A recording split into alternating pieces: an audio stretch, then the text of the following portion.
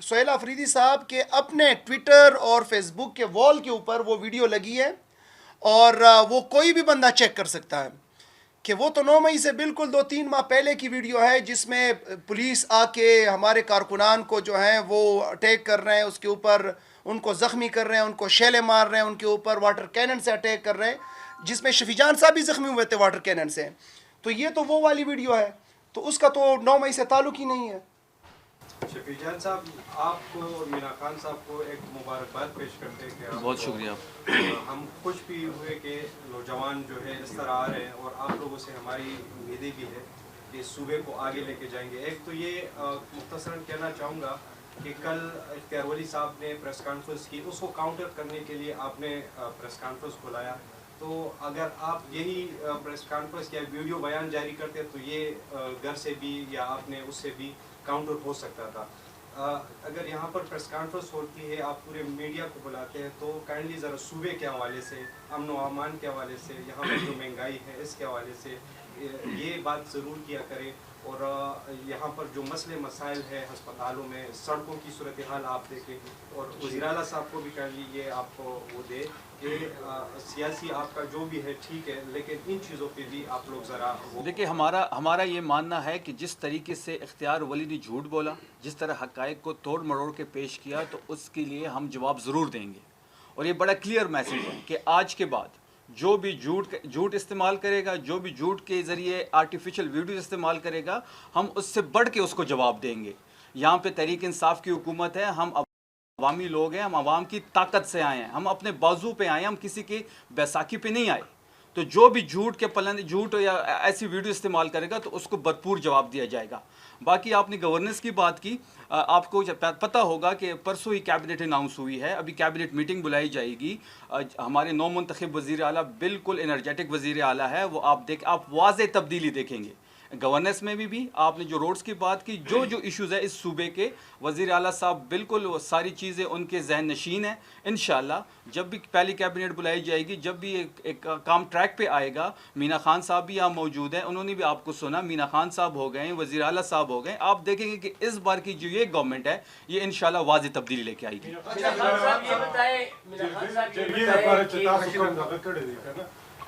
Chief minister رابطہ کرے دا نکو بکم سیاسی جماعتوں نو کنفرم کرے دا چاہی بدی جرگہ کی جگہ کہ امن نپار.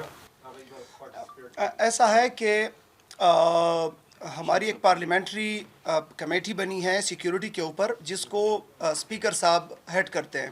اس کی پہلی میٹنگ ہوئی ہے، اور اس کے تسلسل میں پیر کے دن کل ہم نے جو ہے آئی جی اور ان کو بھی بلایا بریفنگ کے لیے. اس کمیٹی کو بریفنگ دیں گے. وزیر اعلیٰ صاحب نے ایک تو جو ہمارے خیبر پختونخوا کے مختلف سیاسی جماعتوں کے قائدین ہیں، ان کے لیے ان کو کرٹسی کال کی ہے. اور دوسرا ان کے ساتھ اس کمیٹی کے حوالے سے، چونکہ یہاں پہ ان کے پارلیمنٹری لیڈرز بھی موجود ہیں، اس حوالے سے ڈسکس کیا ہے، اور ان کو یہ عندیہ دیا ہے کہ اس کے حوالے سے ہم جو ہیں پختونخوا قومی جرگہ بلائیں گے، جس میں تمام تر سیاسی جماعتوں کے قائدین، پارلیمنٹری یہ جو کمیٹی بنی ہے وہ، اس کے علاوہ قبائلی عمائدین، اس کے علاوہ جو الیکٹڈ بارز کے پریزیڈنٹس ہیں، تو وہ تمام لوگ آئیں گے تاکہ مل بیٹھ کے امن کے حوالے سے اس کے اوپر جو ہے بات کی جا سکے. سر ون بائی سر ایک منٹ. کابینہ کا دوسرا مرحلہ کب پورا ہوگا، اور موجودہ کابینہ میں ڈی خان، بنو، مردان جیسے بڑے بڑے ڈویژن کو نظر انداز کیا ہے، ایک چھوٹے سے ضلع سوابی کو 2 وزارتیں دی گئی ہیں. تو کیا یہ کیٹیگری کس وجہ سے اور کس کام سے؟ دیکھیے، آپ کو پتہ ہے کہ چیف منسٹر صاحب ان کا پہلے سے یہ خیال تھا کہ جب تک میں عمران خان سے نہیں ملتا تو میں کیبنٹ اناؤنس نہیں کروں گا.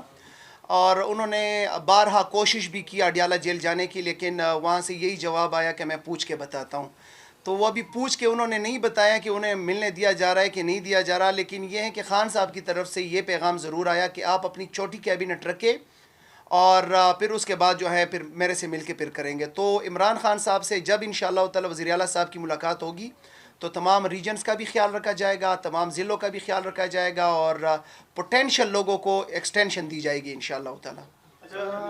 صاحب یہ بتائیں کہ اس سے پہلے پچھلی کیبنٹ میں آپ کے علی امین خان کی کیبنٹ میں، اس میں بھی ہائی کورٹ کو ایک لیٹر لکھا گیا تھا 9 मई के वाक़यात के हवाले से जुडिशल इंक्वायरी का, वो क्यों इंक्वायरी कमीशन कायम नहीं हुआ और वहाँ पर हर्डल्स कहाँ, क्या अदलिया की जानिब से हर्डल्स हैं या सूबाई हुकूमत नहीं चाहती?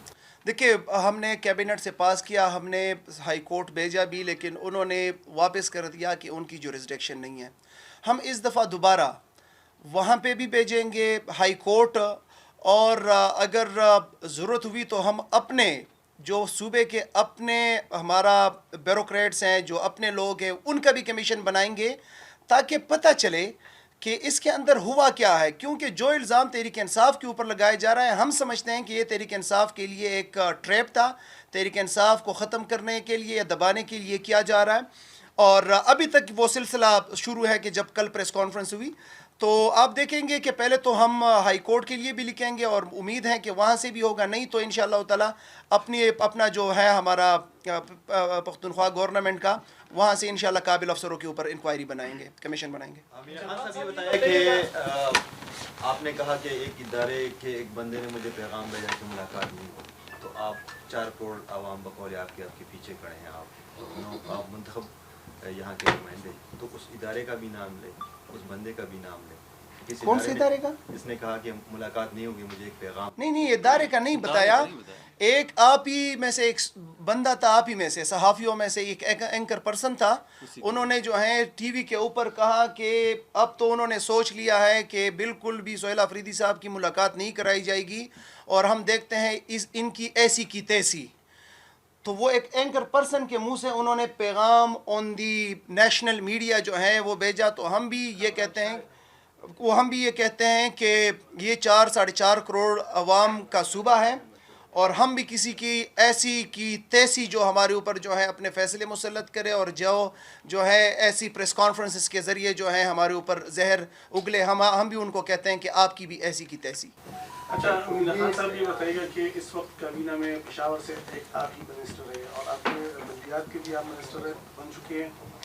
पेशावर की सड़कों को अगर देखें तो तमाम सड़कें जीटी रोड पर भी से लेकर अंदरूनी शहर सब खराब पड़ी हुई है, गंदगी भी है।